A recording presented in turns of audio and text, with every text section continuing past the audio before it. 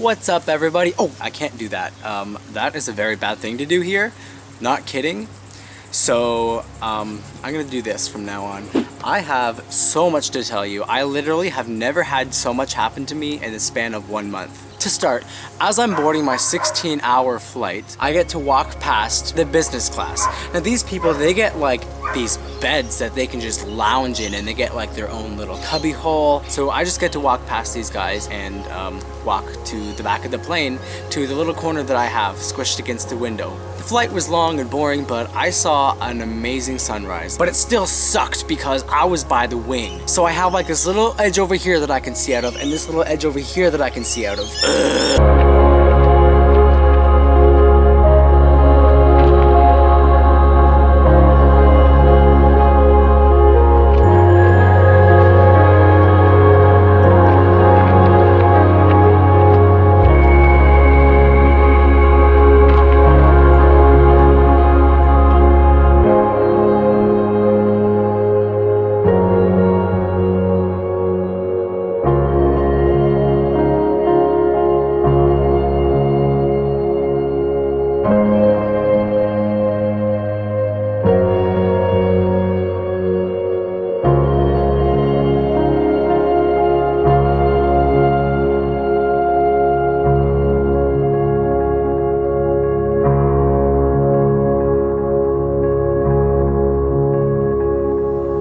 So we get to Sydney, and the first thing we do is leave the airport, and we almost forgot to even pick up our luggage. So we get our luggage, but then we have to go and catch a bus to another terminal in the airport. So we get on this bus. The bus ride cost $6, so I gave him $10, and he gave me back like these 2 little pennies, and I was like,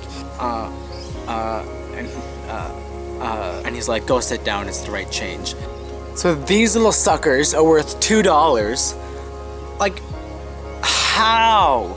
Next thing you know, we're driving on the wrong side of the road, and there's cars coming at us from 6 different lanes, roundabouts everywhere. Scariest bus ride of my life. But it's fine, we got to the airport safe. We step off the bus and Aggie's like, where's my passport? And she left it on the bus. But it's fine, we got it back. Birds everywhere. So we get all unpacked, and then we jump into a van with like this other girl from Canada, this guy from Switzerland, this girl from Germany, and we're like, hey, let's go to the beach. So we get to the beach, and it's the most beautiful thing I've ever seen so far in my life. The beach sand was just so clean. It honestly felt like I was just walking on flour. And the water is just like this clear blue, and the waves come in, and they're like this frothy white whoosh. Oh my gosh, I can't even. I step into the water, and that's the first time I've ever touched the ocean. It's just my bucket list.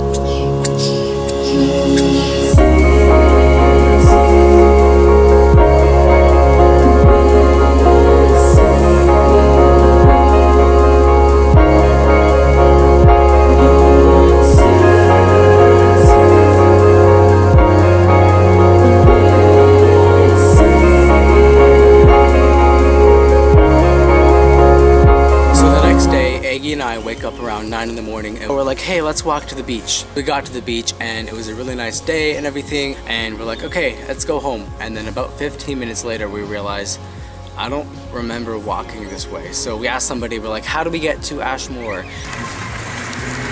So it's our second day in Australia, and we're kind of lost. Surprise! Our phones don't work. We have no way to contact anybody, so relying on asking people for directions and understanding their weird language. We walk for like another 20 minutes, and it's like, this still does not feel right. So we ask another person, and they're like, oh, that person told you the wrong way. You gotta go this way. So we're like, oh my gosh, thank you so much. And we're walking for like half an hour, and we're like, oh my gosh, this is not the right way. So we ask another person, and so we're taking this road, and we're walking for about half an hour, and then we realize we've taken a dead-end road. We ask another person, and they're like, yeah, just go this way. And we're walking for like another half an hour, and we're in another town called Bundle. We had like 6 hours of just straight walking. We got lost in Australia the second day that we were here.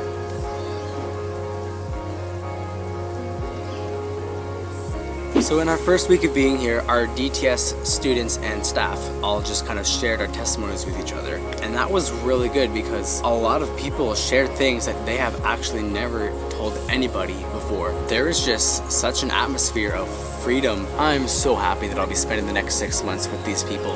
They're all just amazing. The second Sunday that we were here, it was Emma's birthday. She's one of the DTS students. So we went to this Indian restaurant for dinner. I had this weird kangaroo curry, but it was actually really good. Yeah, just saying. The first full week of lectures, we learned about listening to God's voice and hearing Him and responding to Him. I had never realized how much I've been ignoring God. I'll just explain this one story. By the end of the week, Emma and I went out into a shopping center and we just listened to the voice of God, praying and waiting on Him. The first thing He says is to go talk to the guy working in that truck over there and tell him these things that I want him to know. So we're like, ugh. Okay, we look over and the guy's getting into the truck and driving away. We literally chased this truck all the way around this shopping center, waving our arms and yelling at him to stop, and finally he like stops the truck. And so we tell him like these encouraging words from God, and he was just like, okay, and drove away. But that was just the craziest thing. I never expected that I would be literally running after this truck.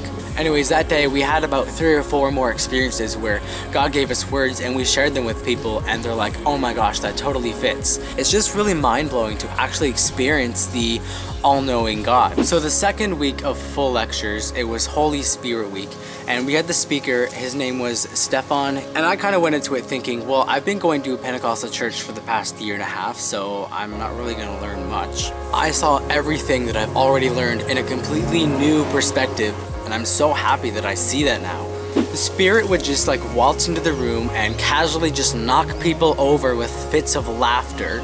The drunk group over here, drunk on the Spirit, that is. And then there was like the people that were stoned on the Spirit over here. And then there were the people that were just knocked out by the Spirit over here. So the Holy Spirit week was just full of people being healed and people being baptized, people opening up and leaving everything at the door to completely let the Spirit in and just take over. When I hear the word prophecy, I think of like somebody who has insight to the future, but it's not that at all. I learned that a prophecy is a word from God that will encourage you or comfort you or just push you along in faith. So yeah, that is like 1/100th of everything that I've experienced in this past month. I only expected to be this changed by the end of the school, but really I'm only 3 weeks into it. I don't really know what to say because there's so much, but yeah. Oh, we found out that we're going to India in January, and I am super pumped about that. I'm still receiving donations to help fund this outreach to India, so if you feel called to give, then just shoot me a message and we can talk about it. Yeah, just keep sending the prayers. I feel them, I do. Have a good life and keep in touch. Peace and blessings.